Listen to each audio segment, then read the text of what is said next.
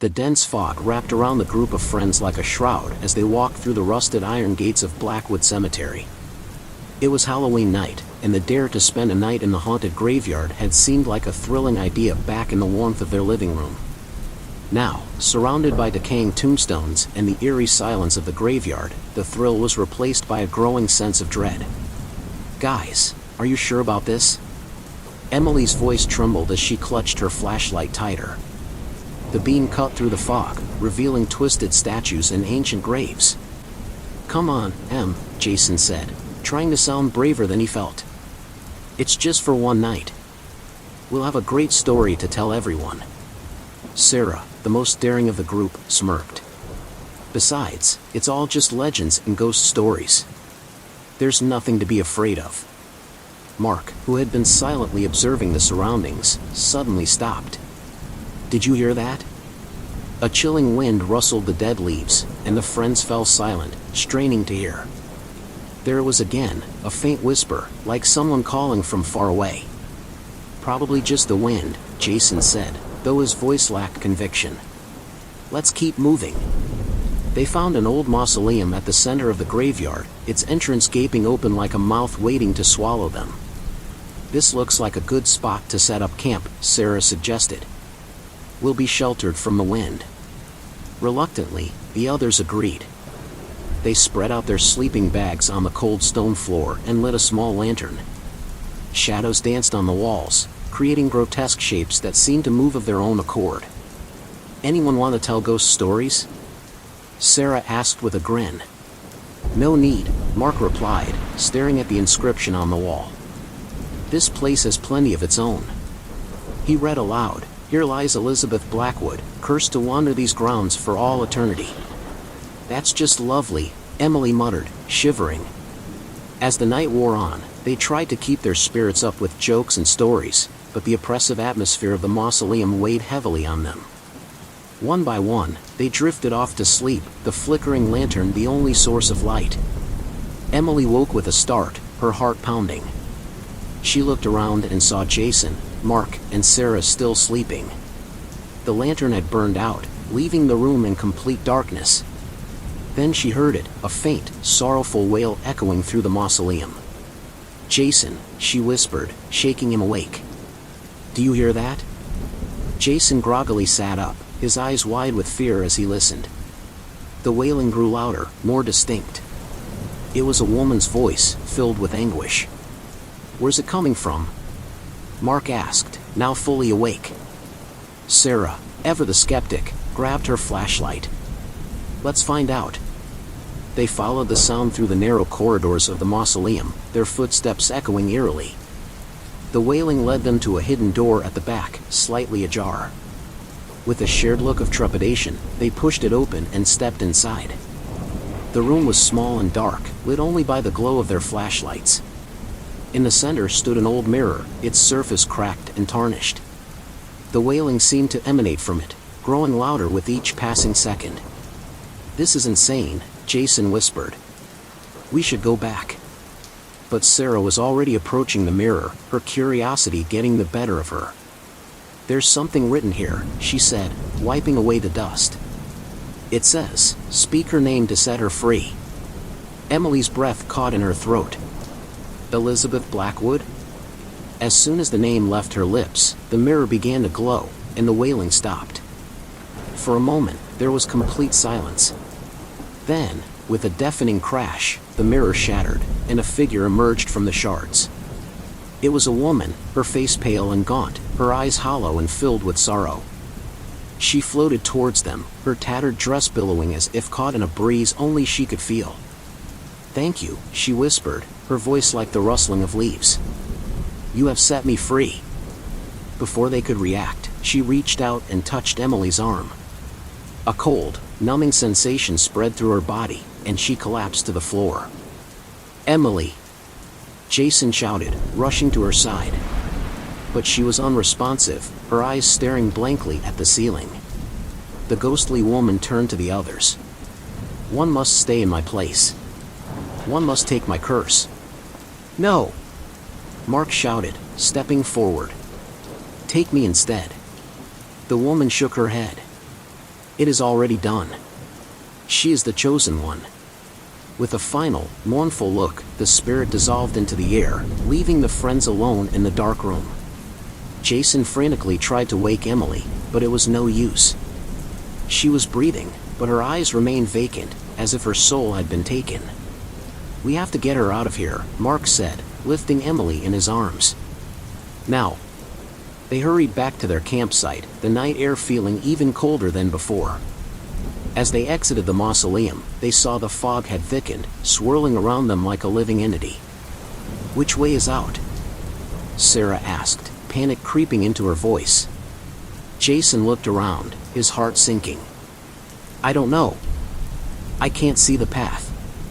Suddenly, the fog parted, revealing a figure standing at the edge of the graveyard. It was a man, his face hidden in shadows. "This way," he called out, his voice oddly calm.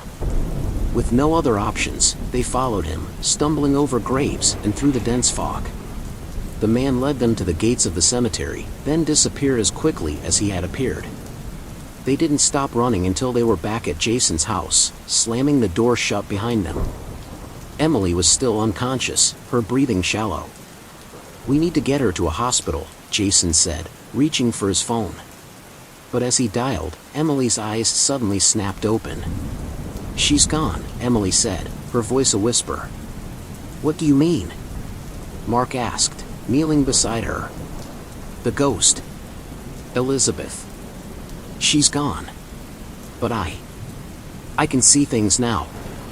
Hear things." Jason and Mark exchanged worried glances. "What kind of things?" Sarah asked. Emily looked up, her eyes filled with a mixture of fear and sadness. "Spirits. Souls that are trapped. They need my help to be free." As the weight of her words settled over them, they realized that their night in Blackwood Cemetery had changed their lives forever. Emily was no longer the same, marked by the curse of the haunted graveyard. And the others knew that the horrors they had faced were just the beginning. As they sat in silence, trying to process what had happened, a chilling thought crossed Jason's mind. What if there are others like Elizabeth? What if they come for us?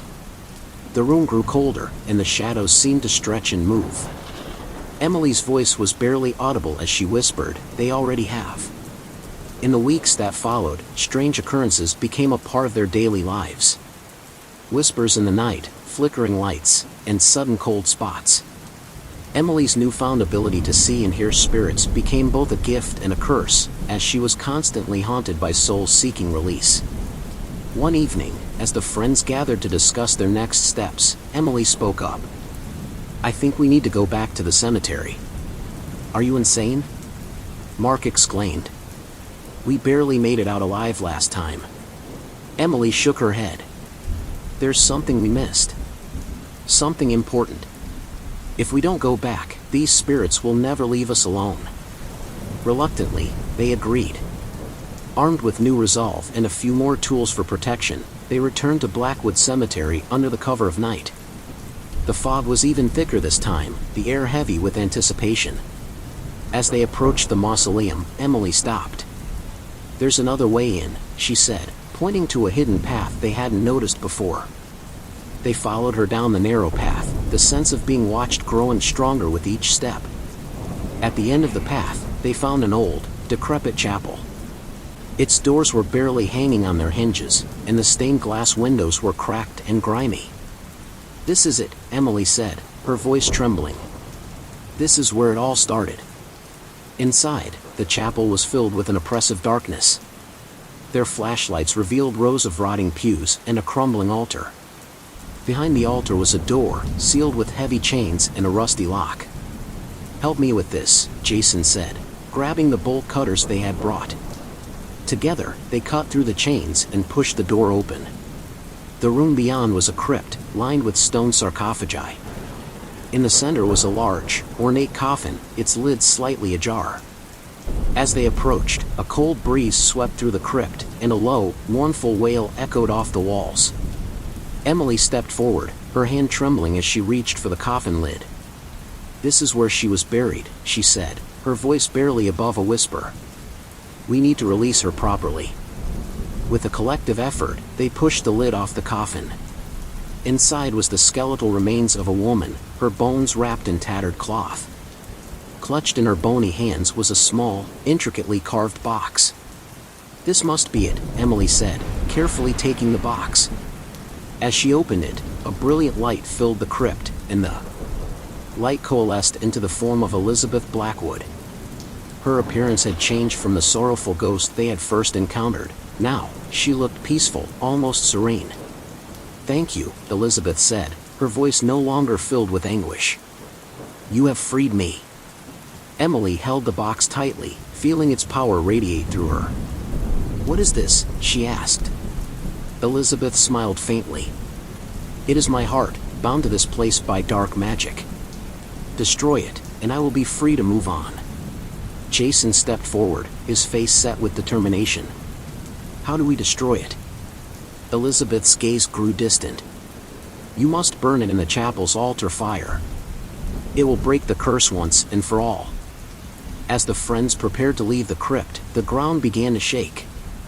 The other sarcophagi started to crack open, skeletal hands reaching out. The spirits of the graveyard, bound by the same curse, were waking up. "We need to hurry," Sarah shouted, backing away from the emerging skeletons. They sprinted back to the chapel, the restless spirits closing in behind them. Inside, Emily quickly placed the box on the altar and Jason lit a fire. The flames roared to life, casting eerie shadows on the walls. As the box burned, the spirits shrieked and writhed, their forms disintegrating into wisps of smoke. The temperature in the chapel rose, the air thick with the smell of burning wood and something more acrid. "Is it working?" Mark yelled, his eyes darting around as the spirits dissolved. Emily watched the flames consume the box. "It has to be." Finally, the box was reduced to ash, and a wave of energy swept through the chapel, extinguishing the flames and plunging them into darkness. For a moment, there was only silence. Then, a soft, radiant light appeared, illuminating Elizabeth's serene face. "Thank you," she whispered. "The curse is lifted." With that, she faded away, leaving the friends alone in the chapel. The oppressive atmosphere was gone, replaced by a sense of peace. "We did it," Jason said, his voice filled with relief. Emily nodded, though she felt a lingering sadness. "She's free now." As they made their way out of Blackwood Cemetery, the fog lifted, revealing the first light of dawn. The graveyard no longer felt haunted, it was just a quiet resting place for the dead. In the weeks that followed, the strange occurrences ceased. Emily's ability to see and hear spirits faded, though she retained a deeper understanding of the supernatural. The friends resumed their lives, forever bonded by the experience they shared. One evening, as they gathered for a casual get-together, Sarah raised her glass. "To Elizabeth Blackwood and the night we survived." The others raised their glasses, a mixture of solemnity and camaraderie in their eyes. "To Elizabeth," they echoed. As they drank, Emily glanced out the window. For a brief moment, she thought she saw Elizabeth's face, smiling at her. Then it was gone, leaving her with a sense of closure and peace. Blackwood Cemetery had taken a night from their lives, but it had also given them something in return, a reminder of the unseen forces that linger just beyond the veil of the everyday, and the strength of friendship that can overcome even the darkest of nights. Don't forget to subscribe.